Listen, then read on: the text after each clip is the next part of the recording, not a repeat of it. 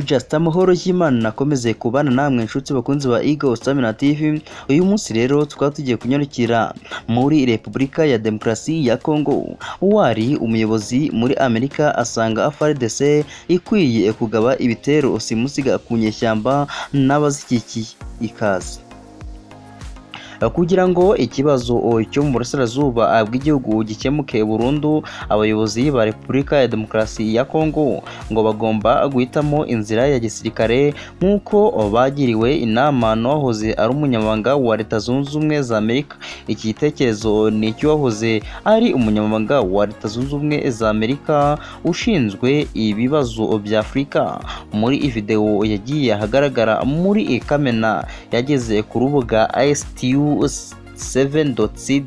Herman Cohen ahamagarira ingabo za Congo gushoza intambara ku bateye ndetse n'abashyigikiye imitwe yitwara gisirikare ikorera mu burasirazuba bw'igihugu cya Congo. Uwahoze ari umudipolomate wa Amerika kandi yasezeranije ko azasaba umunyamabanga wa leta mu rwego rwo guhagarika ibihano ku kugura intwaro byafatiwe Repubulika ya Demokarasi ya Congo.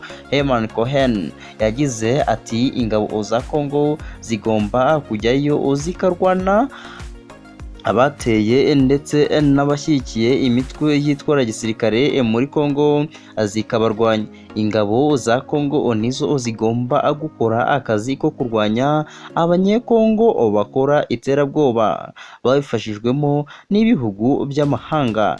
Ngiye gusa departema ya leta guhagarika embargo, si ngombwa gusaba ibyo mu mahanga.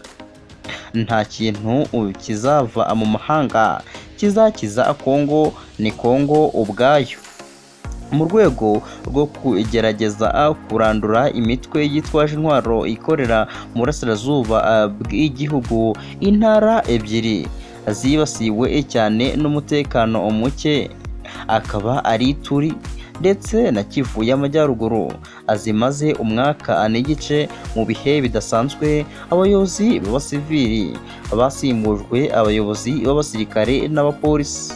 Nubwo bimeze gutyo rero, umutwe w'inyeshyamba wa M23 wari waratsinzwe muri 2013 wongeye kubura mu mwaka ushize, kandi umaze amezi 3 wigaruriye umujyi wa Bunagana wana imbibi na Uganda.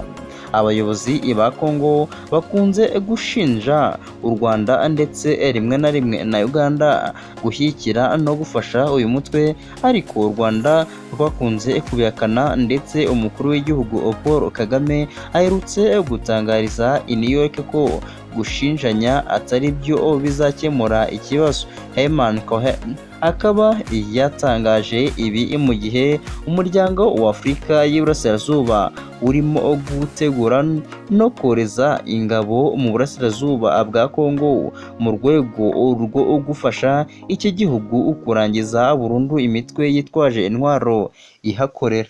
Astravest iyi